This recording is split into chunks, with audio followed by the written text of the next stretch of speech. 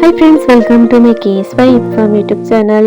ಯಾರಾದರೂ ನನ್ನ ಚಾನಲ್ನ ಸಬ್ಸ್ಕ್ರೈಬ್ ಮಾಡದೆ ನೋಡ್ತಾ ಇದ್ರೆ ಪ್ಲೀಸ್ ಒಂದು ಸಬ್ಸ್ಕ್ರೈಬ್ ಮಾಡ್ಕೊಳ್ಳಿ.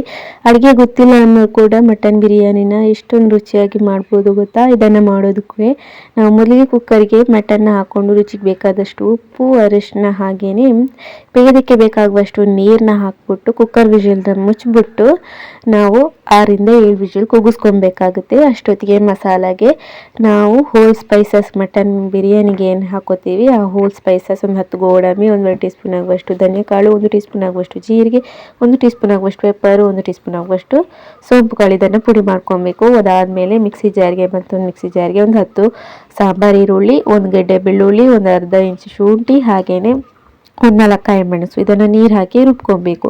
ಅದಾದಮೇಲೆ ನಾವು ಯಾವ ಬಿರಿಯಾನಿ ಮಾಡ್ತಾ ಇದ್ವಿ ಆ ಪಾತ್ರೆಗೆ ಸ್ವಲ್ಪ ತುಪ್ಪ, ಸ್ವಲ್ಪ ಎಣ್ಣೆ ಹಾಕ್ಕೊಂಡು ನಾವು ಗ್ರೀನ್ ಪೇಸ್ಟ್ ಏನು ಮಾಡ್ಕೊಂಡಿದ್ದೀವಿ ಅದನ್ನು ಹಾಗೆಯೇ ಮೊದಲಿಗೆ ನಾವು ಪುಡಿ ಏನು ಮಾಡ್ಕೊಂಡಿದ್ದೀವಿ ಅದನ್ನು ಹಾಕ್ಕೊಬೇಕು. ನೀಟಾಗಿ ಒಂದು 5 ನಿಮಿಷ ಹಸಿ ವಾಸನೆ ಹೋಗೋವರೆಗೂ ಫ್ರೈ ಮಾಡ್ಕೊಬೇಕು. ಅದಾದಮೇಲೆ ರುಚಿಗೆ ಬೇಕಾದಷ್ಟು ಉಪ್ಪು ಹಾಗೆ 1 ಟೀ ಸ್ಪೂನ್ ಆಗುವಷ್ಟು ಖಾರದ ಪುಡಿನ ಹಾಕ್ಕೊಬೇಕು. ಅದಾದಮೇಲೆ ಇದಕ್ಕೆ ಒಂದು ಟೊಮೆಟೊನ ಹಾಕ್ಕೊಂಡು ನೀಟಾಗಿ ಸಾಫ್ಟ್ ಆಗೋವರೆಗೂ ಟೊಮೆಟೊ ಫ್ರೈ ಮಾಡಬೇಕು. ಅದಾದಮೇಲೆ ಒಂದು ಸ್ವಲ್ಪ ಕೊತ್ತಂಬರಿ ಸೊಪ್ಪು, ಒಂದು ಸ್ವಲ್ಪ ಪುದೀನ ಸೊಪ್ಪನ್ನ ಆ್ಯಡ್ ಮಾಡಿಕೊಂಡು ಅದನ್ನು ಚೆನ್ನಾಗೇ ಫ್ರೈ ಮಾಡಬೇಕು. ಫ್ರೈ ಮಾಡಿದಾದಮೇಲೆ ನಾವು ಅರ್ಧ ಕಪ್ ಆಗುವಷ್ಟು ಗಟ್ಟಿ ಮೊಸರನ್ನ ಹಾಕ್ಕೊಬೇಕು.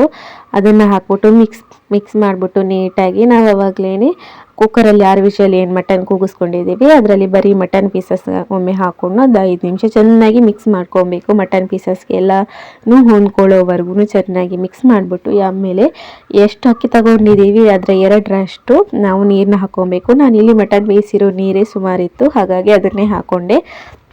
ಅದನ್ನು ಹಾಕ್ಕೊಂಡು ನಾವು ಅಕ್ಕಿನ ಹಾಕ್ಕೊಬೇಕಾಗತ್ತೆ. ಅಕ್ಕಿನ ಹಾಕ್ಕೊಂಡು ನೀಟಾಗಿ ಒಂದು ಕುದಿವರೆಗೂ ಹಾಗೇ ಬೇಯಿಸಿ ಒಂದು ಕುದಿ ಬಂದ ಮೇಲೆ ಮುಚ್ಚಿಬಿಟ್ಟು ನಾವು ದಮ್ ಕಟ್ಟಬೇಕು. ಒಂದು 10 to 15 ಮಿನಿಟ್ಸ್ ದಮ್ ಕಟ್ಟಿದ ಮೇಲೆ ನಮಗೆ ಮಟನ್ ಬಿರಿಯಾನಿ ರೆಡಿ ಆಗುತ್ತೆ. ಸೂಪರ್ ಟೇಸ್ಟಿಯಾಗಿರುತ್ತೆ.